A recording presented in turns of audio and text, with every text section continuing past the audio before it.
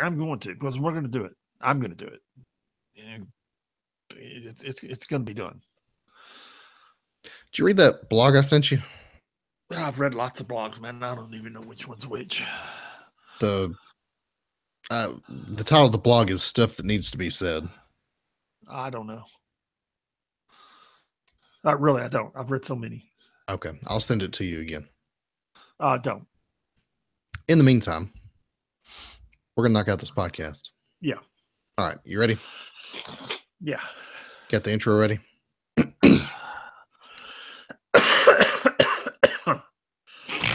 Yeah. Are you gonna like keel over halfway through the podcast? It's possible. All right. All right.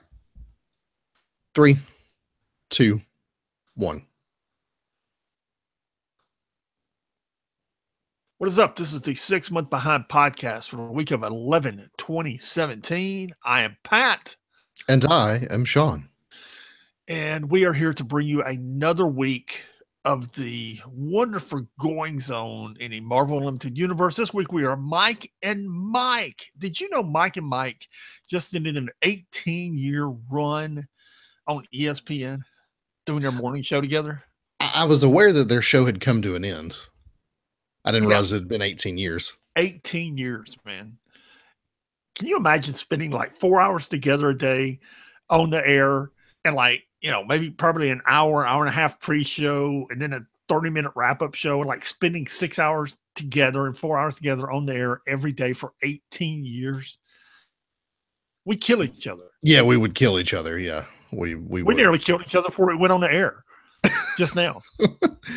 Yeah, if had we been in the same room, it probably would have gotten ugly. Yeah, I mean, dude, 18 years, man. And they didn't. It wasn't like it was, their contracts expired or, they fought over more money. Greenberg is going to take over a show on the mothership on ESPN, and Golick got a new partner. Actually, he got two new partners, his son Golick Jr. and Trey Wingo, and he's keeping the same spot there on ESPN too. So they both got better gigs. Yeah, I mean, after 18 years, I know a lot of people are big fans of that show, but after 18 years, I understand why you'd say, all right, let's move on to something else. I mean,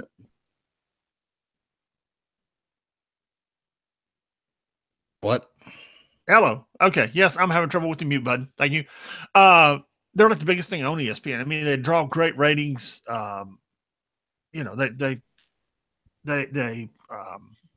all the guests are there.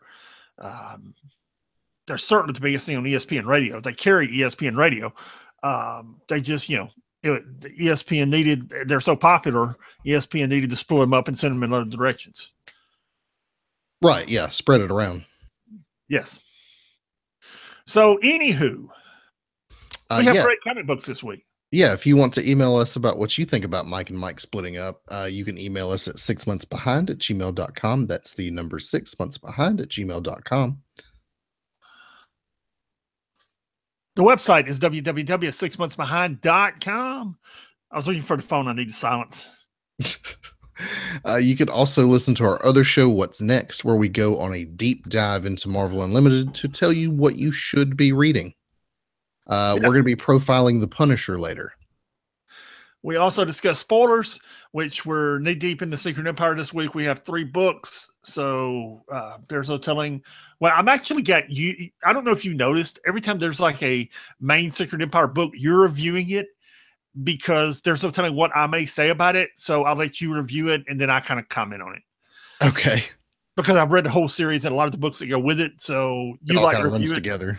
Yeah, and then I'll like comment on it so I can remember what I'm supposed to say and what I'm not supposed to say. Yeah, I got you. Yeah. Yep. So, like Pat said, lots of spoilers. We're moving directly into Secret Empire number 2, so we're going to discuss a whole lot of spoilers here in just a moment, whenever my app decides it wants to open this book. Thank you. So, at the end of last issue, Captain America executed Rick Jones and ordered a military strike on Las Vegas, where the remaining heroes have set up shop as a resistance. So the heroes who are left are digging out Las Vegas and all the people there. Meanwhile, in New York City, which is now part of the Dark Dimension, Luke Cage and Danny Rand have run into some problems. They're fighting off some demons. Can I get a timeout here? Sure. And I know you're like 2 sentences in. I thought when I read this off the newsstand, you know, I bought Secret Empire, the main issues. I didn't read. I hadn't read any other up to this point. I hadn't read anything other than Secret Empire 012.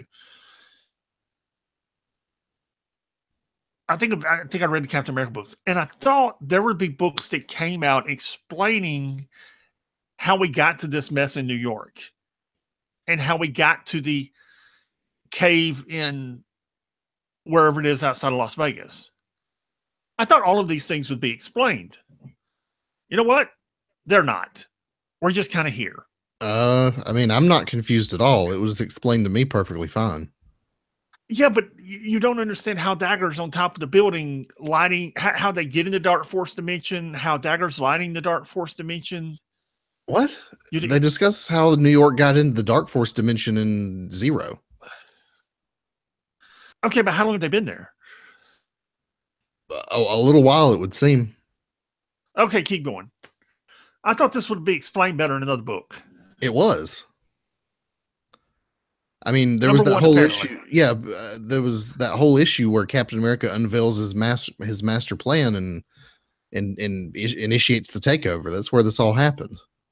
Now you're just told, you know, Dagger's on top of this Empire State Building, and her power being light and they being in the Dark Dimension, she's able to project her light to keep the demons at bay for a certain amount of time. But as we learn, she's getting weaker and weaker. She can only do it for so long. You know, there's like one dude sitting in a room that's controlling the Dark Force dimension. What? There's like one dude sitting in a room controlling the Dark Force dimension. Where? Somewhere in New York. And you know this how? Because somewhere in issue 9 or 10, Maria Hill's gonna find him and put a bullet in his head. Oh, okay. See, this is never explained. Well, you just explained it. How we got to this point. That's what I'm saying. It's never explained how we got here. And I forget the dude's name. It's like one villain that Steve Rogers is controlling, that's controlling the whole Dark Force dimension, that's controlling New York. I'm not really sure what you're talking about because I understand it perfectly fine. Okay, I'll have to find the dude's name, but there's a character whose power is controlling the Dark Force dimension. And he's controlling the Dark Force over New York. Yeah, but you don't need a 32-page exposition on that guy in the beginning to understand what's happening. You do if you're going to hold him prisoner for 10 issues. Okay. Moving on. Anyway. There's a church full of... We warned you about spoilers. You're warned. Go ahead. There's a church full of people who are being held at gunpoint by some robbers who are trying to steal their medication. That's when the Kingpin shows up, takes care of those guys, and says, look, you're going to get all the food and medicine and water you need. Just remember when the time comes, who it is that gave it to you. Now, you and I knowing what's going to happen with Wilson Fisk here shortly, this is pretty significant. He's making political moves here. Yeah, right? He's not making gangster moves. He's making gangster moves, but he's also making political moves. You know, in modern times, the two are often not, very far apart. No. Yeah. Meanwhile, back in Las Vegas, Black Widow she's had enough. She knows what we need to do, and that's kill Steve Rogers. So she asks for volunteers to go kill Steve Rogers. Also, Nighthawk's there for some reason. I thought he was dead, but I guess not. This is when, dude, he's right there on the far right of that panel on page 14. Really? Standing right next to Viv and Hercules. Yeah. Come on. Okay. This is when Tony Stark pipes in and says, actually, we might not need to kill Steve Rogers, because here's the information I got from Rick Jones. If you remember in the first issue, the whole thing starts with that kid trying to get intel from Rick Jones to the Avengers here. Rick basically lays out the entire scenario of what happened to Steve Rogers, the role that Pleasant Hill and the Cosmic Cube played, and how we got to this point. So the original plan was for Steve Rogers to take over and then use Kobik and the Cosmic Cube to essentially rewrite the world in Hydra's image. Yes. However, Dr. Selvig blew up the Cosmic Cube into many pieces and prevented him from doing that. So Tony's big idea here is if they can get those pieces of the Cosmic Cube before Steve Rogers does, then they can fix this. Natasha's not really into that idea. She's like, look, that sounds like insurmountable odds. Whereas if we just get to him, I can just put a bullet in his head and all this will be over. Yeah. She storms. Go ahead. Go ahead. No, go ahead. She storms off to go do what she's going to do. They're on page 16. That's some of Andrea Sorrentino's art when Ricky is telling that story. Yeah. And I forget what we decided to call that type of art. It's a collage. Yeah, dude, that's gorgeous, man. Yeah, it's individual comic book panels arranged in a way to make another picture. And we've often discussed whether or not to read Marvel Unlimited on a computer. This is the kind of thing, if you blow it up on a 24-inch monitor, just looks gorgeous. It's really nice. Even bigger if you can. I mean, it's a good looking piece of artwork. Yeah, it's really nice. I'm sorry, man. No, you're fine. Actually, on page 19, it's not quite the same, but we get another, it's a bunch of images around a central image, which is Steve Rogers sitting on the throne of Hydra. He's giving a speech to the American people about how, they're going to, through strength, they're going to avert this catastrophe. And it's all about strength and order. Then he sends Helmut Zemo on a mission to find the Cosmic Cube pieces that we were just talking about. So I'm certain that no crossover will happen there. I'm sure that the Avengers will find all the Cosmic Cube pieces and Helmut Zemo will not find any, and they'll never cross paths.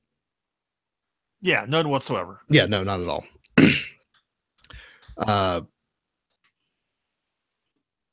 Back in Vegas, Natasha knocks out Hawkeye when she flies off to go do her thing because she intends to kill Steve Rogers. And with her go basically all of the champions. All the champions show up to this house with her in Colorado, and she turns it into the new Red Room where she's going to train them to kill Steve Rogers and become assassins. Yeah, by slicing her wrist and it's her hand. Her hand. Yeah, you're right. Her hand. Her palm is what I was trying to say. Her palm, and putting blood on the wall. It's pretty gross. Yeah, but she declares it the new Red Room, and she's gonna train Amadeus Cho and Nadia and the new Falcon and Viv Vision and Ironheart and Miles Morales into becoming assassins and killing Steve Rogers. Meanwhile, in Montana, the rest of the Avengers find who's this guy that used to be Captain America that I can't remember his name all of a sudden? Sam Wilson. Sam Wilson. Thank you. They find Sam Wilson in Montana of all places and recruit him to help. Meanwhile, at the end, we see this girl being chased by what is this? The Snake Gang? What are they called? The Serpent. The Serpent Society. Yeah. Yes, thank you. Yeah, the Snake Gang. Yeah, that sure. Some mysterious guy beats the crap out of them and saves this girl that they were chasing, and it turns out it's Steve Rogers. Not Captain America, but just some crazy looking hobo guy in the woods, Steve Rogers. So now there are 2 Steve Rogers. Yes. How do you think that happened? I can't comment on this. We've already spoiled half the thing. I mean, I didn't spoil half the thing, man. I was just talking about the Dark Force. Okay. But understand there are 2 Steve Rogers, and which one's which, or is this really Steve Rogers? And I will give you the theories that were postulated at the time. Whether or not this is the Ultimate Universe Steve Rogers. That was postulated a lot. Whether or not this is one of the alternate reality Steve Rogers. Whether this is an alternate universe Steve Rogers that was left over from Secret Wars that's here. Whether or not Kobik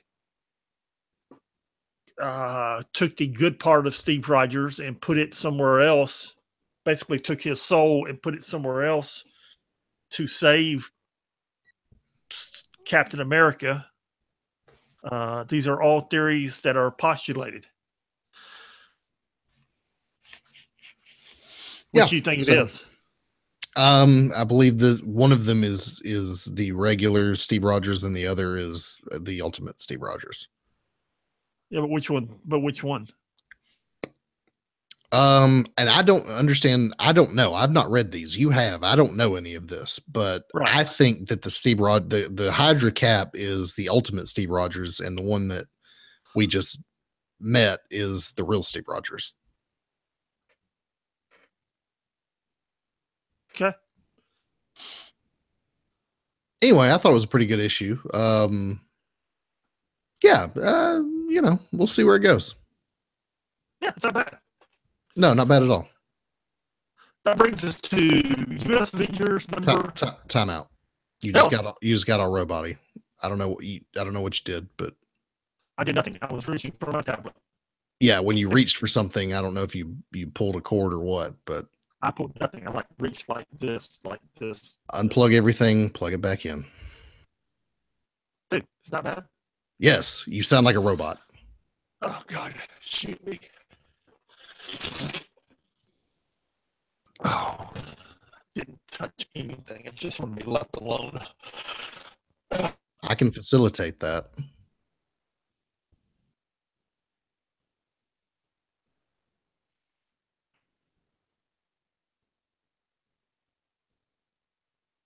Answers that I'm looking for at the end. Then I can find the answers to God's problems and help everybody find God. All this will go away.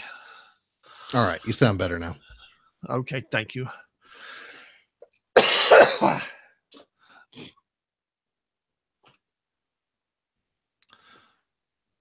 And that brings us to U.S. Avengers number 6. Let's see where we left this off. Oh, wait, I have notes. I wasn't using my notes because you were talking. Of course, my notes don't want to load. So Sam Guthrie's on his way back with some happy. What is this dude? Kree pilot. Anyway, and he finds himself right in the middle of the Chitauri invasion. And rather than going home to his wife and child, which I would have thought about doing, Sam just jumps out and gets in the middle of the fight. So Cannonball gets in the middle of the space fight there with counter heroes and is in the wrong side of the shield and fighting one of the Chitauri blows up and Sam's possibly lost, and then Roberto wants to go after him, but Captain America won't allow it. And then the AIM guys to power up General Maverick because, he can only, is an hour a day he can become the Red Hulk? Is that what it is right now? I think so. Yeah, I think it's an hour a day. Then after that, he's got to wait 23 hours and he can become the Red Hulk for another day. Well, they found a way to change it. so he can do it more often. So they give him this shot so he can become the Red Hulk more often and stay the Red Hulk longer. And they give him that Hulk. And Roberto's pretty frustrated because he wants to go attack, but Steve Rogers won't let him. And about that time, Dr. Faustus, which we see in issue 1, comes over all the speakers and over all the monitors and begins his mind attack on all the SHIELD agents. But Roberto's psychic defenses that he learned from Professor X kicks in, and his defenses kick in, and he gives it to his team. The problem is all the AIM agents, the Beehive people that work for him, actually become Hydra people. So one of them shoots Roberto, and then they're in Washington. Helicarrier is based in Washington, so they go to help the fight on Washington. But the nanites that they shot into the Red Hulk actually control him. So they give the Beehive guys give the Red Hulk control words, and he turns to fight on all the other Avengers. And it's kind of downhill from there. Yep. It's a good issue. I really like the art that's being done in this issue, too. Yeah, I like the art, good art, too. Good color. Yeah. And we're about to talk about Ultimates too, as well. Both of these things seem to be taking place during the attack on Washington, which is technically the past if you consider Secret Empire the current point in time. Because Secret Empire is taking place an indefinite amount of time after the takeover. Yeah, I think we're kind of getting caught up.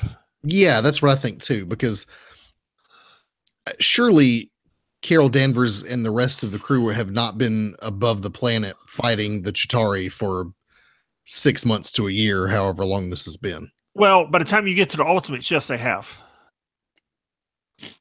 Well, they're stuck, dude. They can't get home. Well, I understand, but this is happening during or just after, because in this issue of Ultimates 2, they're fighting above the planet. They're fighting the Chitauri invasion above the planet. And this is just after Captain America is revealed to be a Hydra agent and he's betrayed them. And the whole issue is the perspective of Carol Danvers and her basically monologuing the whole time about having trusted Steve. Surely they're not still there a year later.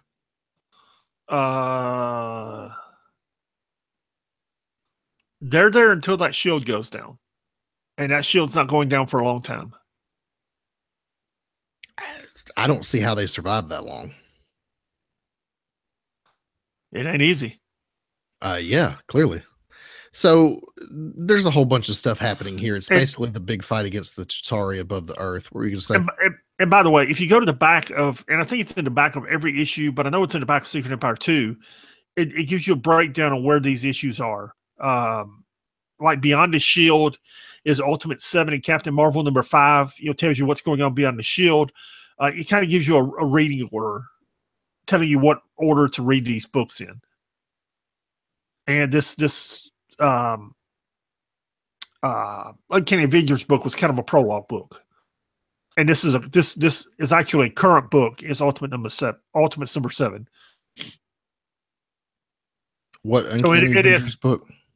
The Uncanny Avengers book was a prologue book. What Uncanny Avengers book? Good God, you know what I'm talking about. Are you talking about U.S. Avengers? Yeah, U.S. Avengers. Okay. You had me confused. Okay. Well, I was like, was there a book I didn't read? Yeah, the Ultimates book, the Ultimates 2 number 7 is current. So it is 6 months in the future. It's current. Okay. Well, all right then. I'm looking at the notes at the end of number 2. Okay. Anyway, the whole point here is to get that shield down that's around the planet. So Monica Rambeau, who is essentially light, she can turn herself into light, tries to figure out a way to do that, and in doing so actually is able to observe America Chavez, who's looking for Galactus to come help them. And America pops in and she has found Galactus resting in whatever that place was that the Molecule Man was hanging out for a while. He's gone now. Galactus doesn't know where he is, and that's an interesting development. I don't know where he is either. But Galactus is there resting, so America's like, "Hey, we need you to come punch a hole in the shield." And Galactus says, "Yeah, I really can't do that because I need to save my strength for the fight with Lobos. Logos? Logos. Lobos is someone else." And America Chavez is like, "Well, we really need your help." He's like, "Yeah, what is Earth? What is a single planet in context of the entire universe?" And that doesn't really work for America, so she teleports back in, going somewhere. Meanwhile, Monica, having seen all this, relays the news to Carol Danvers that Galactus isn't coming, and they're upset about it. Yeah, she doesn't take it well.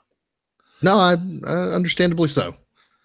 Yeah, and she acts like someone who's been on the other side of the shield for 6 months fighting it. Yeah, yeah, absolutely. Yeah. There are no Spider-Man books this week. That brings us to our X-Men books. The first book is Gen X #1. I don't think either you or I were especially excited to see this book, but it wasn't as bad as I anticipated. I really enjoyed it, actually. I did too. And I'm going to give a very brief summary because there's just a lot going on here that is completely irrelevant. They're chasing Jubilee's kids through the woods. Jubilee's late for an appointment with Kitty. She shows up in Kitty's office, and then Quentin Quire is in a fight with some other students. There's a funny scene where Kitty wants to phase her foot all the way through Quentin's derriere. Then the purifiers show up, and it's okay. The art was good. Apparently Jubilee's going to be running whatever this team is. It was all right. It wasn't great. I thought it was pretty good, actually. This is going to be the Young X-Men book, is what this is going to be. Sure, of course it is. Yeah, and it's going to be Jubilee heading the team. And yeah, I guess she's not a vampire anymore. She's running around in full daylight in the beginning. I don't know, man. What do I know? Yeah, for those who don't know, Jubilee became a vampire a few years ago, and she was still a vampire when we saw her in the Hellcat book a few weeks ago, and so I don't know what to do with that is. What do I know? What I know is my apps decided not to work. Yeah. I'm just a guy who's been reading comic books for 50 years and supposed to be able to follow these things, and I can't. So moving on to X-Men Gold #4. As the cover suggests, this is pretty much a Gambit issue. Gambit's been hired by some folks to break into this company to steal some nanobots. He is able to achieve this goal. Meanwhile, the X-Men are messing around with some aliens that they captured from the Brotherhood of Evil Mutants. But Remy decides to hand over the nanobots to this lady who was apparently Stryker's daughter or something. Granddaughter, I think. I don't know. No, I'm sorry. Trask. Oliver Trask. Bastion's granddaughter. Yeah. Yeah. She intends to use them to create new Sentinels. And there's an accident where the nanobots get loose and do just that. They create a new generation of Sentinels for the X-Men to butt their heads against. Yeah. It was an okay issue. It was all right. Yeah, it wasn't bad. Yeah. I enjoyed seeing and the art in this book. I was worried about this art after Duder got fired. But it continued to be good. I don't know who they got to replace him, but it was still good art. And I enjoyed seeing Gambit there. He's going to turn up in another X-Men book. I don't know if he's going to continue here in the Gold or not. But it was good. It was very good. That brings us to our Inhumans book, which is Royals #3. John Boy Myers did the cover for this thing, and this is really a good cover. I enjoyed his cover. I wish he was doing all the artwork. Instead, he just seems to be doing the cover for it. This book is essentially a retelling of, and I guess it's a retcon, for lack of a better word, of Maximus and Black Bolt's origin. And the short version is, and this doesn't make any sense, but their parents knew how powerful Black Bolt would be, so they gave Maximus a one-word override to prevent Black Bolt, so that any time he could shut down Black Bolt's mind. And I forget what the word was, but at any time he could say the word and shut down Black Bolt's mind. So when they had him imprisoned, he said the word, shut down Black Bolt's mind, and put him into prison. Now, let's think about how many times Black Bolt and Maximus have fought. And he could have done this at any time over the last, 50 years since Kirby created these characters, and he didn't. So I hate it when they do this sort of thing. It irritates me. Yeah, me too. Because you created something that, anyway. The other thing that we learn here is that when Medusa sentenced Maximus / Black Bolt to prison, she did it irreversibly, and they can't just go get him. It was something that was done, and you can't just I forget the wording, but the wording was that she anyway, the wording is they can't go get him because she abdicated her throne as she did it. Maybe that was the last issue. I don't know. It was okay. Yeah, I didn't read it because I don't care for the Inhuman stuff. So sounds like I didn't really miss anything. No. Did you finish watching the Inhumans? Dude, I barely got through the first episode and said, I'm done with this. Okay. I made it through like episode 4 or 5, and I got the rest of the episodes that I need to watch. Oh, dude, I barely made it through that first episode because that first episode's a 2-hour long episode. So I got halfway through it and was like, oh my God, how long is this? And I was like, okay, I'll keep watching. And I'll be honest, I don't really remember it because I lost interest. I think I played on my phone for the last 45 minutes it was on. It wasn't bad. It was intentionally rushed, and it was done low budget. So you have a lot of outdoor scenes in Hawaii that makes it wind up looking like Lost instead of looking like S.H.I.E.L.D. or a Netflix hero movie, which is what it should look like. It looks like Lost with Inhumans running around. And it winds up looking low budget, it winds up looking low budget and rushed with very few CG effects because they just shoved the thing through. And if you read the directors and the producers' comments, that's what it is. Yeah, I believe that. Did you watch the first 17 minutes of the Agents of S.H.I.E.L.D.? I thought about it, and I thought, why do I want to spoil the first 17 minutes? I mean, it's coming out, next week. Why do I want to spoil it? Okay. Did you watch it? I did, yeah. Does it look good? Yeah. Okay. It's the Agents of S.H.I.E.L.D. in space, man. It's going to be good. Okay. Maybe I will. I mean, if you don't want to be spoiled, don't be spoiled. But, I was curious, so I watched it. Okay. So, Daredevil number 20. This is the conclusion of the Purple story that they've been telling, and we get an explanation as to why no one knows that Matt Murdock is Daredevil now.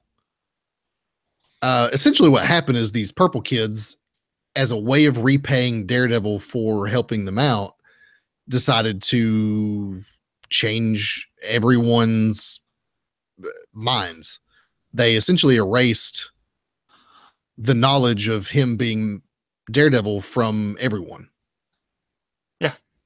And the way he finds this out is he goes home one night, comes in through the window, and his own girlfriend doesn't recognize him.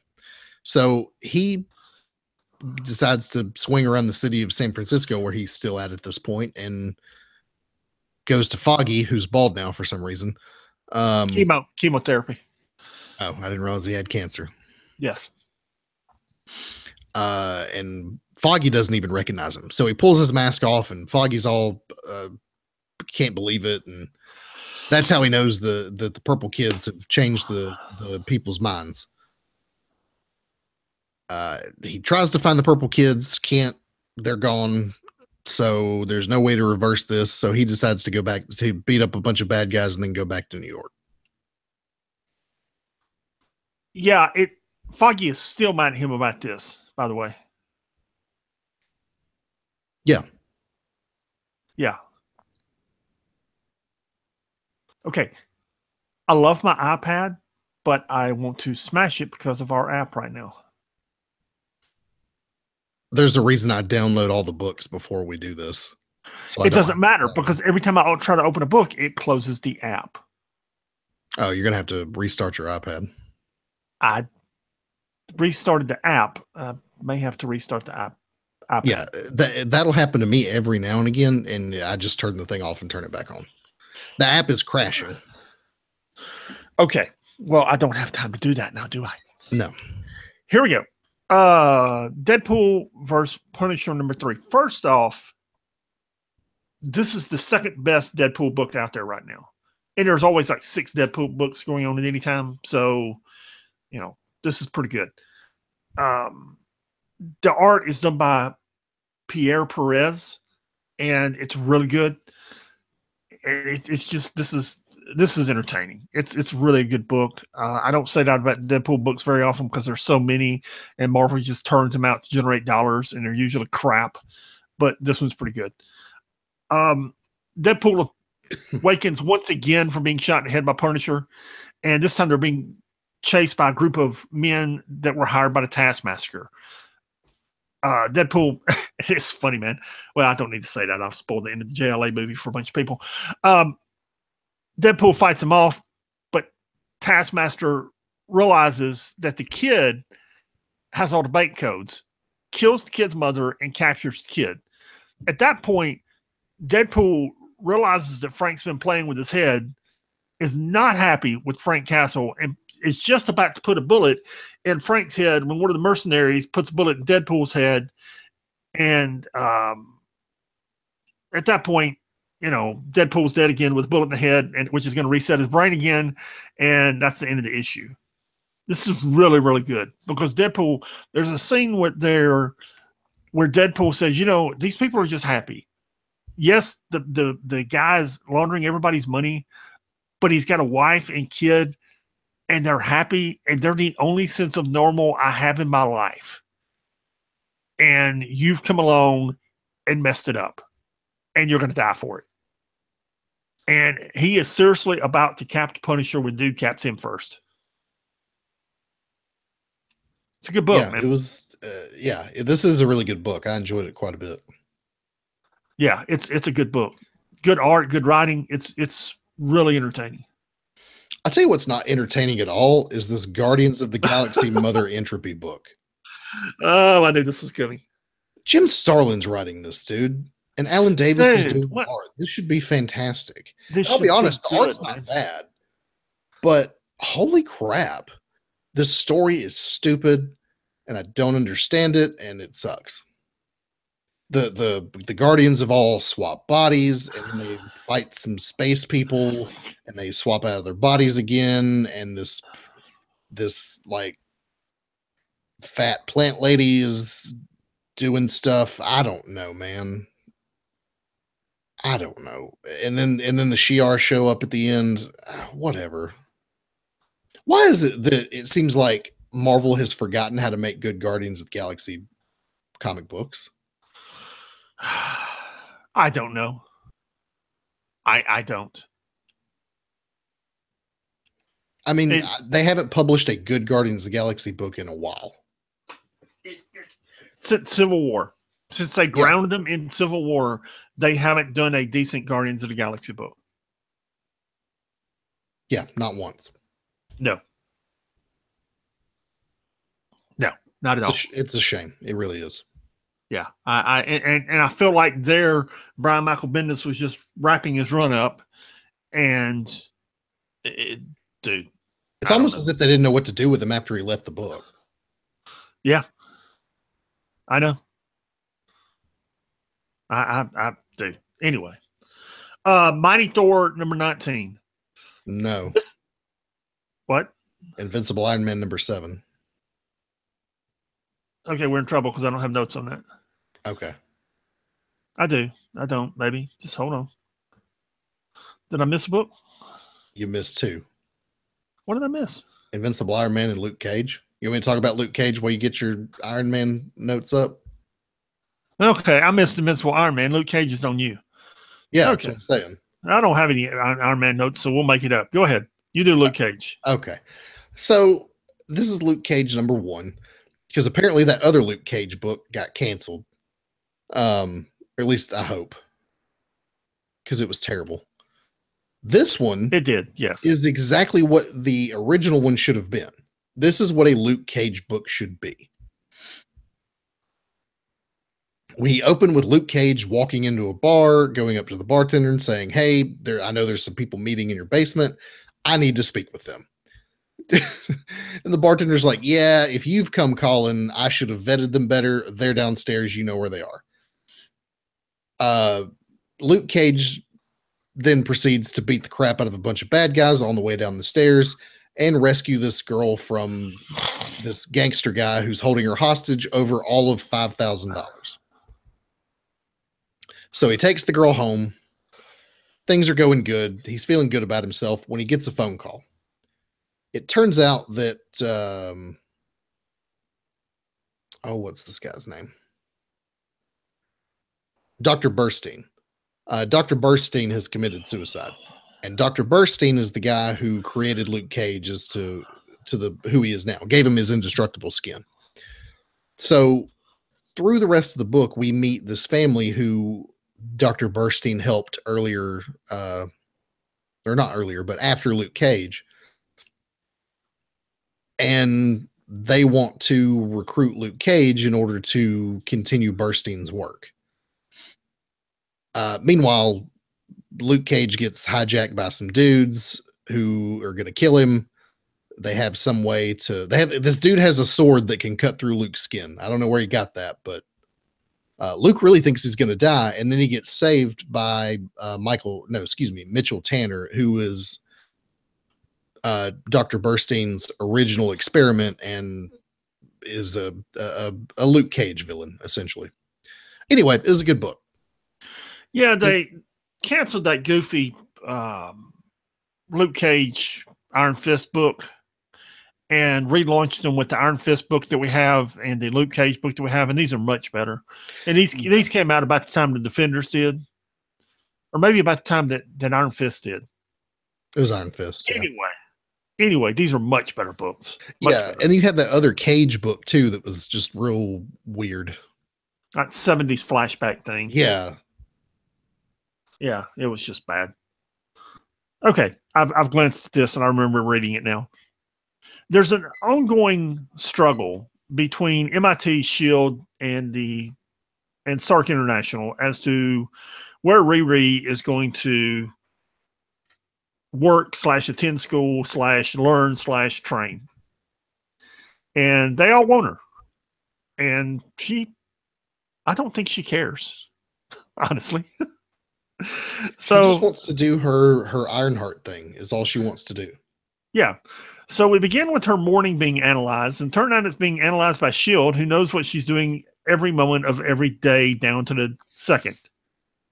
And from there, we go to her being in her lab, talking to Tony Stark, who's no longer Tony Stark AI, because now he's just Tony Stark. So I guess here he's Tony Stark AI. I don't even know. I've given up trying to figure it out. And she goes to, where is this? New York, Chicago, wherever, and she fights Will-O-the-Wisp. And Will-O-the-Wisp is a D-list villain that Spider-Man has defeated X number of times. The problem is he pretty well stomps Ironheart. Stomps her completely. if all the defenses of the armor don't kick in, she's just trashed. And she wakes up there at the Stark International, surrounded by Pepper and Tony's mom, who I guess we're going to keep around as a character. Apparently, I guess. Yeah. I guess. Sure. And Mary Jane Watson and Friday and the Tony Stark AI. And they explained to her how badly she got her butt kicked. And that the Tony Stark AI had to save her because she really doesn't know what she's doing. And, the Tony Stark AI explains to her how they need to train her.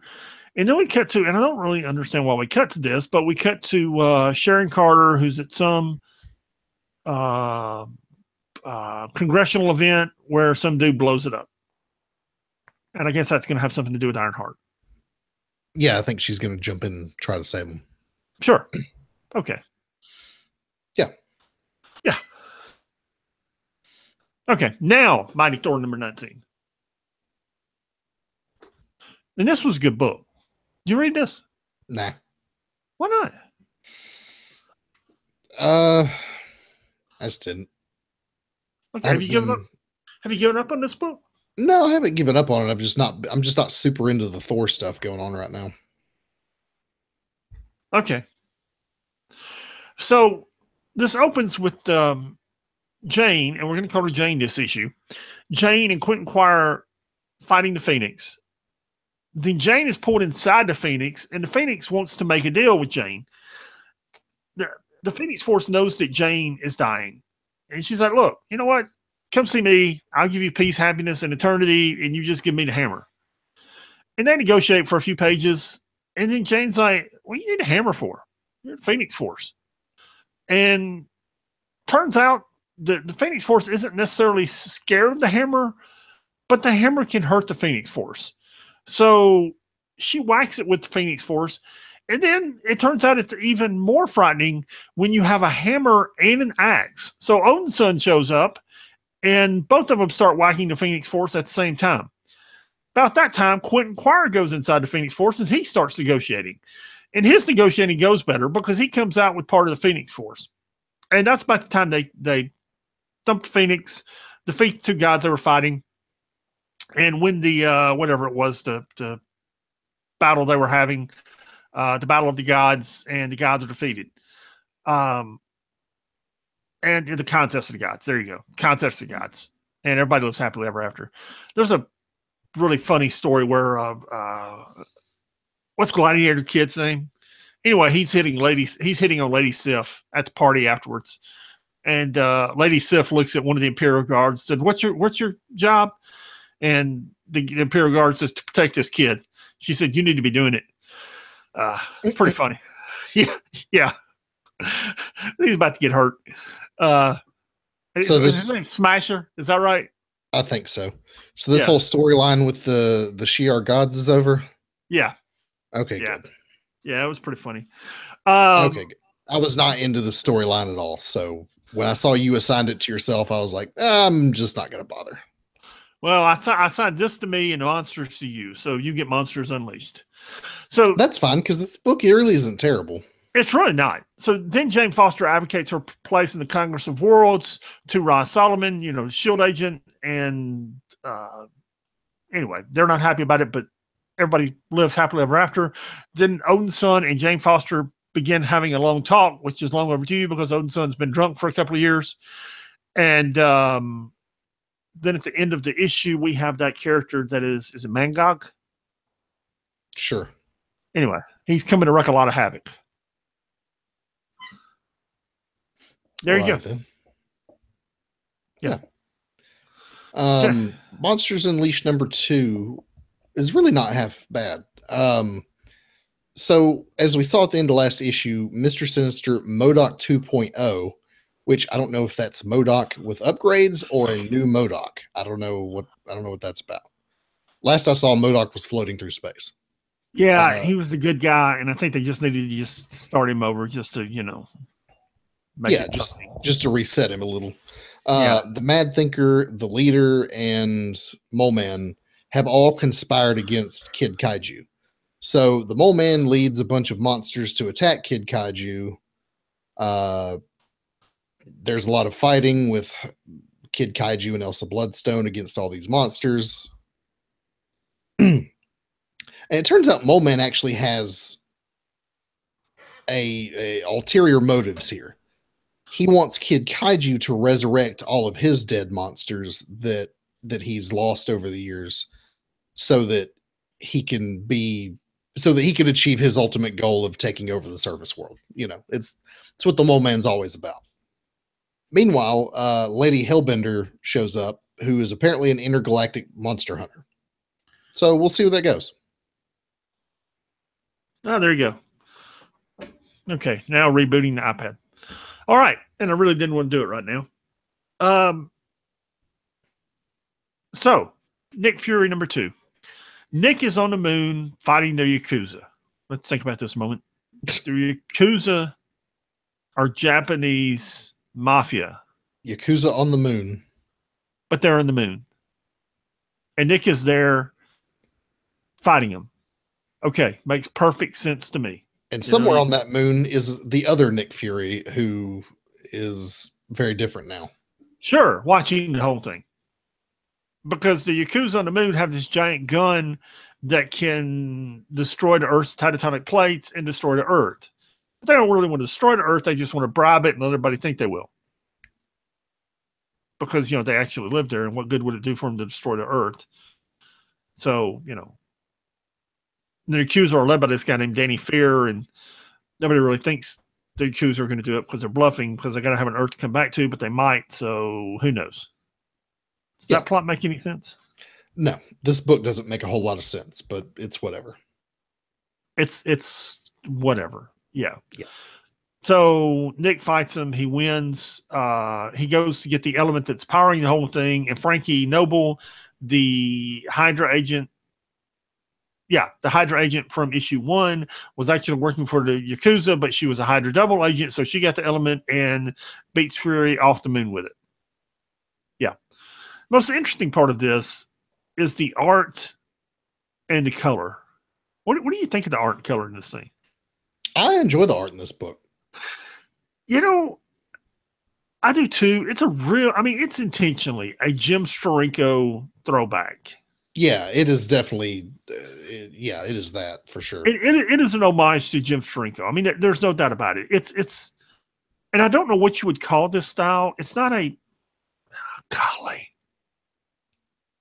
Psychedelic almost? No, there's an artist who does this type of style, and I can't remember his name. He's a very popular artist. But the colors don't match. His colors are very bright and lots of reds and blues, and this is more of a pastel color. Rachel Rosenberg is doing the colors in this. And Akko is doing the art. I cannot think of that guy's name. But anyway, it's really a modern style art, and it's not bad. I don't really have a verdict on it. I mean, if I like it, if I don't like it, it's just it's interesting, man. It's not bad. And here's the thing. Let me ask you this. Mm-hmm. If you're buying books off the newsstand, why are some of these books, does Marvel not have a set number of pages of books that you get? A set number of pages in an issue? Usually it's like 24-ish, around there. Right, that's what I thought, like 22, 24. This thing is 17 pages. And that's 17 pages, including the cover and the cover for the next issue. Yeah. So I don't. The first issue of this was real short too. Well, I tell you what may be confusing though is the app counts double page splashes as one page. Mm-hmm. So that's what may confuse the counting in the app. Could be. But either way, it's pretty short. It's not long. Not at all. It's interesting, man. It's an interesting little book. Yeah. So anywho, what's next? I'm flipping between notes and trying to reboot my iPad. And I don't even know where I am, man. The Punisher number 12. This is actually the wrap up of this EMC storyline. Most of the issue is Frank Castle and this Olaf dude duking it out. Meanwhile, Ortiz, the DEA agent who's been pursuing Castle this whole time, catches up with him. She pretty much ends the fight between the two of them, and Castle is stuck with either killing Olaf and being arrested or escaping. He literally dives off of this iceberg into the Arctic cold water after being shot in the stomach multiple times, or excuse me, stabbed in the stomach multiple times and shot in the leg, and swims to shore. I understand he's the Punisher, but he got stabbed about 20 or 30 times in the stomach and then is able to do that. That's ridiculous. Meanwhile, the DEA agent arrests this Olaf guy, and now she's got to find the Punisher again. Meanwhile, in New York, Punisher's back to his old self, shooting bad guys. And I assume next issue will be some sort of new story. Yeah. This was a good wrap up. Yeah, I enjoyed it. Yeah. So Jessica Jones number 3, continuing our Jessica Jones catch up. I will catch up. We're going to throw someone's fries. I'm going to run through this pretty quickly. Last issue, Jessica was captured by this D-list villain, which I dude's just Spot, man. He just jumps out of spots and hits her, and she's tied up in some warehouse. And, he's beating her. And then we find, and this is a really interesting issue. Have you read this? Not yet. You haven't read this yet? No, I hadn't gotten to it yet. Well, we can't discuss it if you haven't read it. Yeah, we can. Go ahead. Okay. Well, but we can't have an intelligent discussion about it. Well, we'll get there. I'm trying to find her name. So, anyway, this dude works for a lady, and they're torturing, basically beating up Jessica Jones after she got out of prison, because she's the lady that got her out of prison. Then we cut to Luke, and Luke is still looking for Jessica, trying to find her. And this lady is just kind of quizzing Jessica, trying to figure out what she's doing. Jessica's trying to figure out if she's AIM, Hydra. No. They keep going. The guy's name is Spot. And the lady likes Jessica because, she's mean. And the lady's name is Allison. And I'm trying to find her last name. This is what I get for not making notes and forgetting how important this book is. She wants Jessica to work with her because this is the lady who, you remember in Civil War where Captain Marvel arrested a lady that she thought was going to commit a crime and there was nothing in the suitcase? Yeah. This is the lady. And I'm not sure I ever learned what she did or didn't do. But she's basically just mad at the heroes. And she wants Jessica Jones to help her get back at the heroes.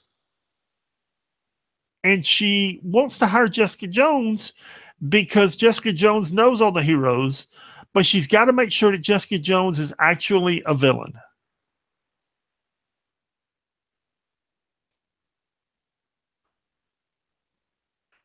Which is the whole purpose of this issue. It's pretty good. Okay. I did a horrible job of recapping it, but she's basically torturing Jessica Jones, booted her out of prison just to make sure that Jessica Jones was a villain and had turned villain. Oh, okay. You missed Squirrel Girl number 20. Did I miss Squirrel Girl number 20? Yep. I didn't miss much. Hang on. That's because it's on another page of my notes. Squirrel number 20. Melissa Morback sets Squirrel Girl up to take the fall for everything that she's done. But Squirrel Girl and a team find a way out using an EMP pulse to short out all of Melissa's software. The bear's free. The bear and the chicken get married. Seriously, they do. You have to flip to the end. The bear and the chicken get married. Yeah, it happens all the time. J. Jonah J. You know, I actually sat there and thought about it for a moment. I was just like, no, I don't even want to know what the honeymoon is. I don't even want to know.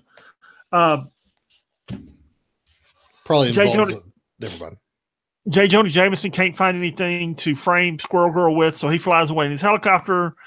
Everybody lives happily ever after, except Melissa Morback. But she's in prison, and there's some kind of animal there in a human suit that's going to set her free. And I'm sure she'll come back and haunt Squirrel Girl again in the future because she's apparently her arch nemesis since this god awful story went on for 6 issues. Well, there you go. There you go. Moving on to our Star Wars books. We have Poe Dameron number 15. So the Resistance is low on resources, specifically fuel for their fighters. So they send Black Squadron out to meet up with these space pirates who they've been buying fuel from. Except the First Order got to these pirates first and set up a trap for Poe and his friends.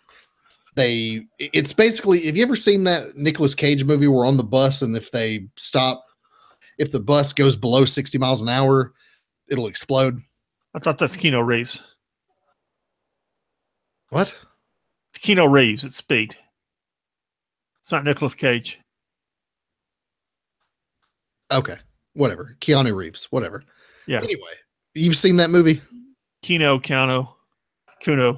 It's Keanu. Keeny. Anyway, this is basically the Star Wars version of that movie, because as soon as they fire up the ship, they find out that it's going to blow up if the ship decelerates. So now they've got to figure out how to get this ship full of fuel back to the Resistance base. Oh, and also they have to fly through an asteroid field. Keanu.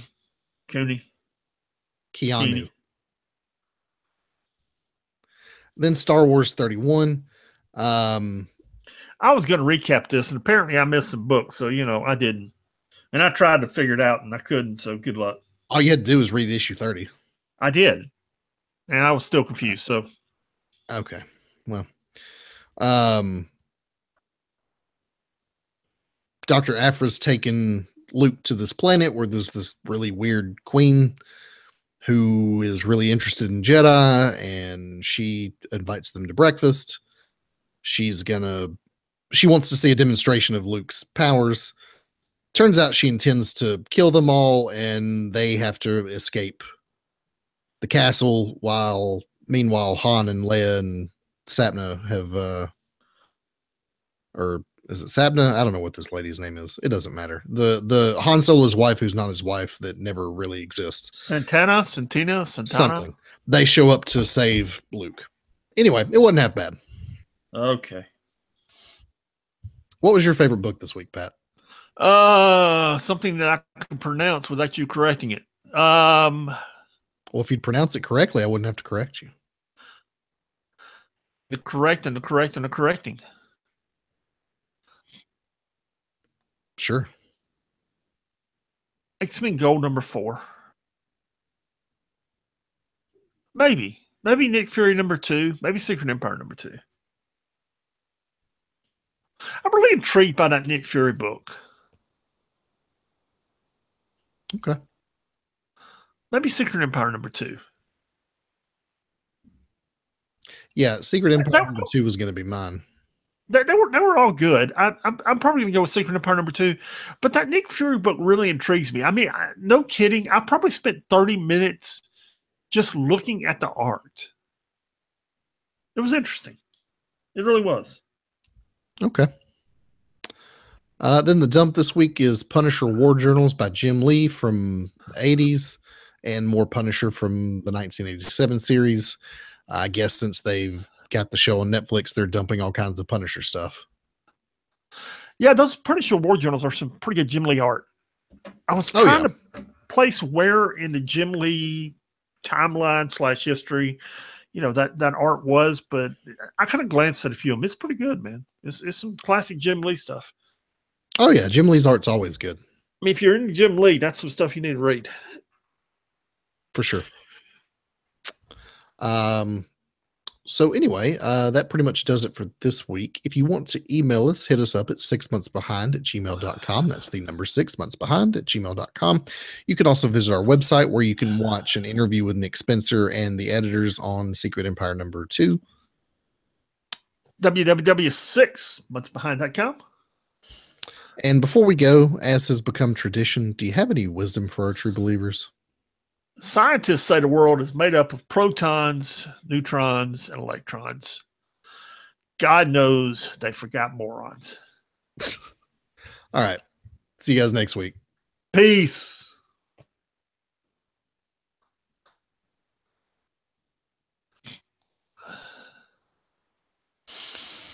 Okay. Dude, I'd have been so much better at 11 o'clock last night. Oh my God. Dude, I was asleep not 20 minutes after you texted me. So I'm sorry, man. Okay. I'll try and get it together for the next podcast. Okay, we're doing what's next? Yeah. Okay. You're doing Punisher's origin, is that right? Yeah, I'm going to talk about his first appearance and his origin, and then you're going to talk about whatever it is. Punisher kills the Marvel Universe. Okay.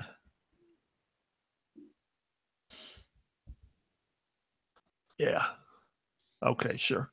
I'm trying to figure out. I'm not being flippant.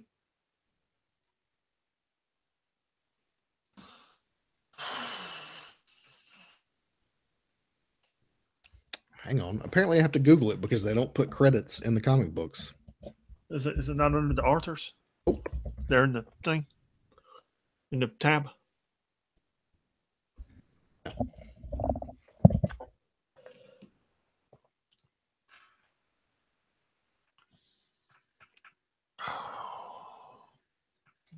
Dude, there's some good Secret Empire books out this week. I haven't looked at anything yet. It came up when I rebooted my iPad. Okay. You got the what's next intro? Oh, God, no. Where do I keep that at? I don't know. Maybe I keep it over here. It's hello again. Something.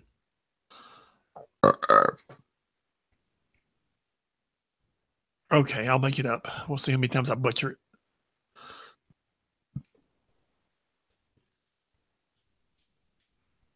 Okay, here we go.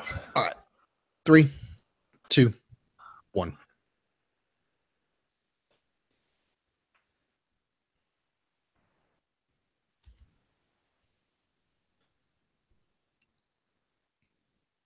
Hello again. This is the What's Next podcast.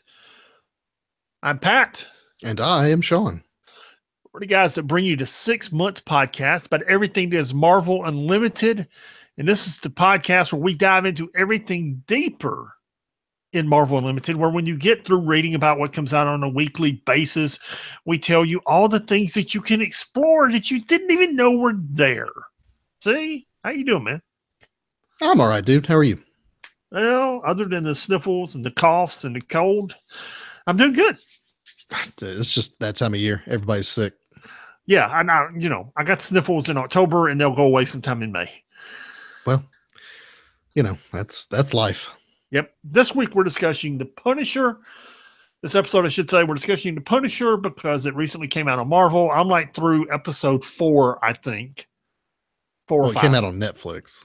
Netflix. What did I say? Marvel? Yeah. My apologies. Marvel put it out on Netflix. And yeah, it's really good, man. I simply haven't had time to continue streaming it, but it's a good show. It's very good. Yeah. How far in did you say you were? Episode 4 or 5. He and Micro have just reached an agreement to go kill everybody. Okay.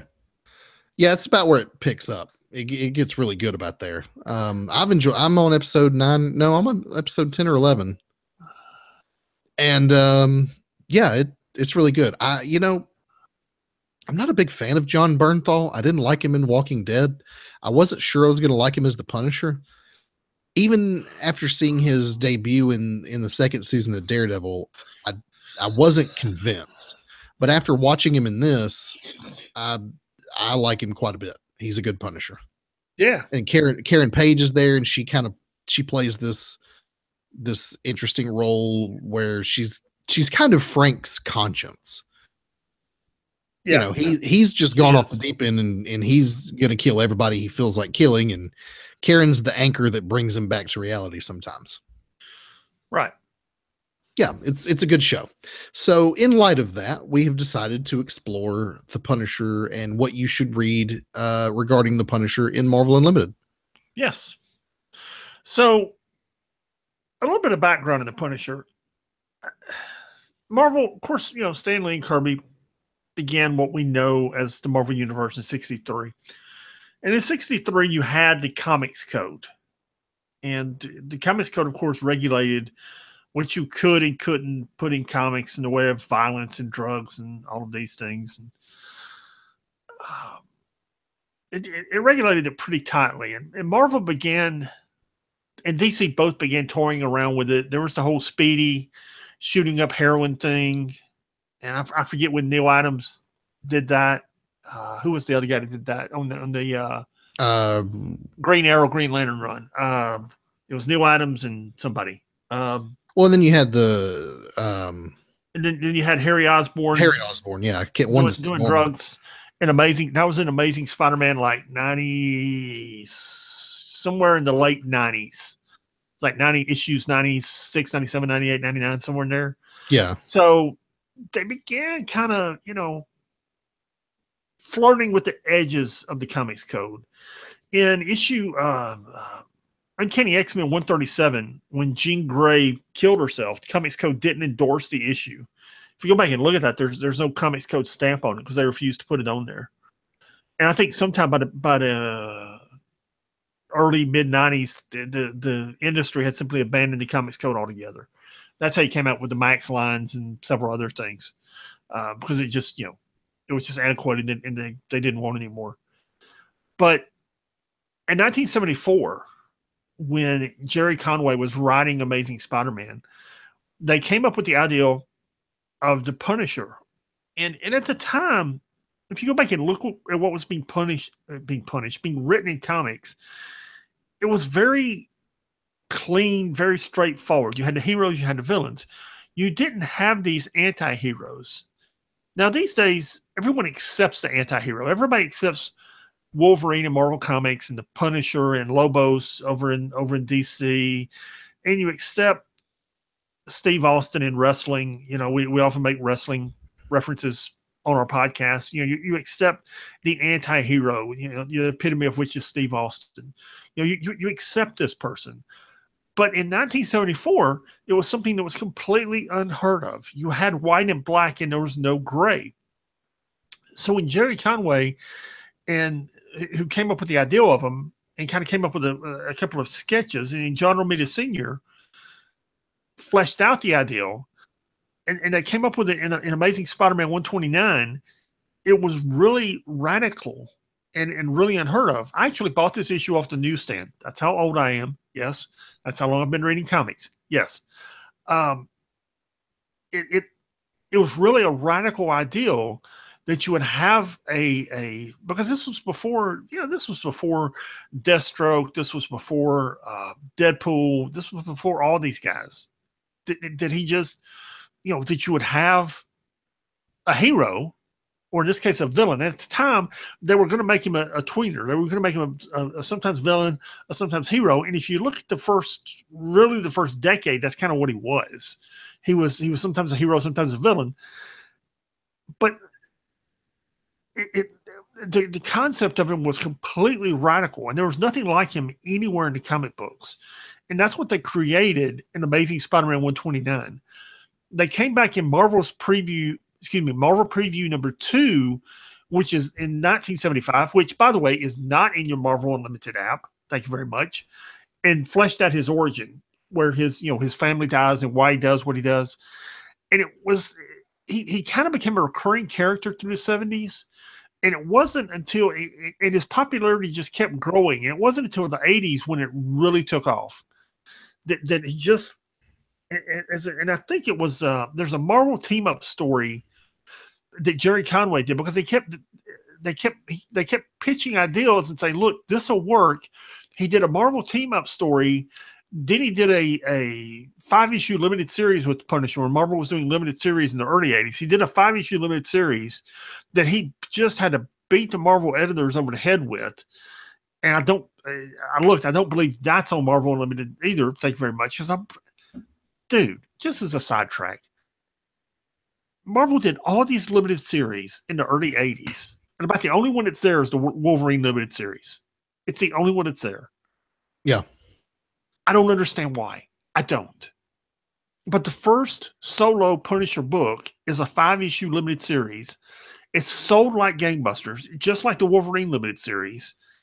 And that's what led to everything that came out with the Punisher in the 80s. And again, it's not on the Unlimited app for who knows what reason. So that's your background into Punisher.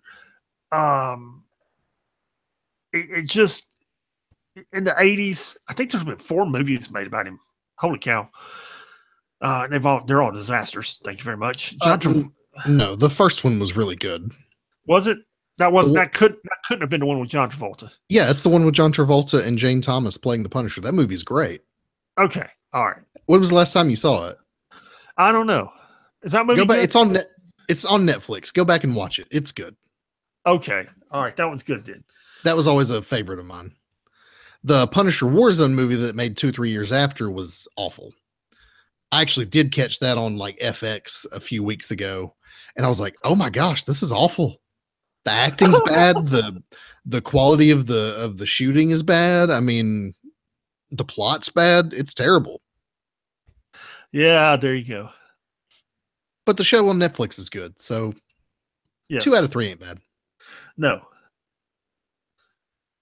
So as you mentioned, there's not a whole lot of Punisher on Marvel Unlimited. Anything that is there is incomplete or is like a one shot or just an appearance here and there.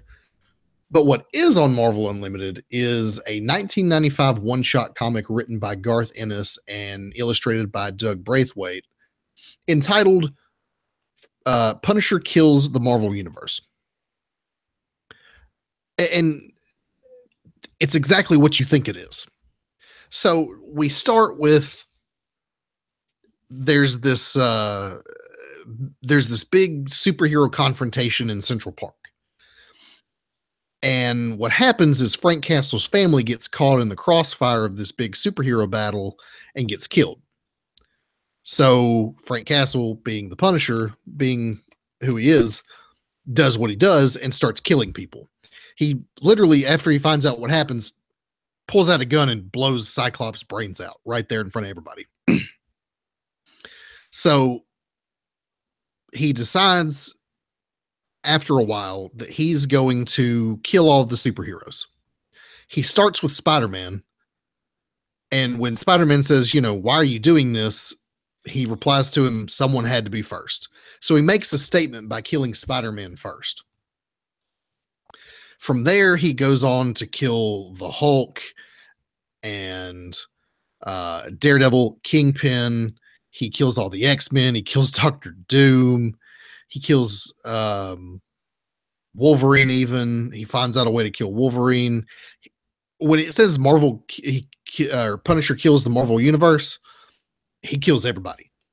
And the last one standing is Steve Rogers, who he puts a bullet in. And I'm not gonna, or actually the last one is Daredevil, because him and Daredevil have history. But I'm not gonna spoil the ending for you, but he, after he's killed Daredevil, who's the last remaining hero, he kills one more person. So the thing is, this was released in 1995 as a one shot and was received okay. It was all right, but it wasn't like, nobody went crazy about it. What's funny is that after a few years, well, specifically after Garth Ennis was hired to do more Punisher back in the early 2000s, it got more notoriety. And so Marvel started reprinting it. And now if you go into your local comic book shop and find this, it's like $50. And there's like hardcover versions. There's a Steve Dillon cover. It's one of those cult classics in comic books, Marvel Comics in particular. And it's totally worth a read. It's only 45 pages. It's a pretty quick read. And it's a really good Punisher story. It's one of the classic Punisher stories. I stand corrected. I wasn't looking in the right place.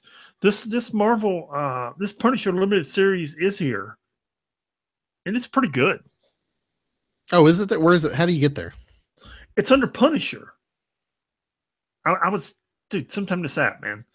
I'll put it on the. I will put the links this and put it on the website. It's under Punisher. It's literally just Punisher, not nothing behind it, just Punisher. Okay. All right. It's got Stephen Grant wrote it. It's got Mike Zeck art. If you're not familiar with Mike Zeck, he did a lot of work for DC.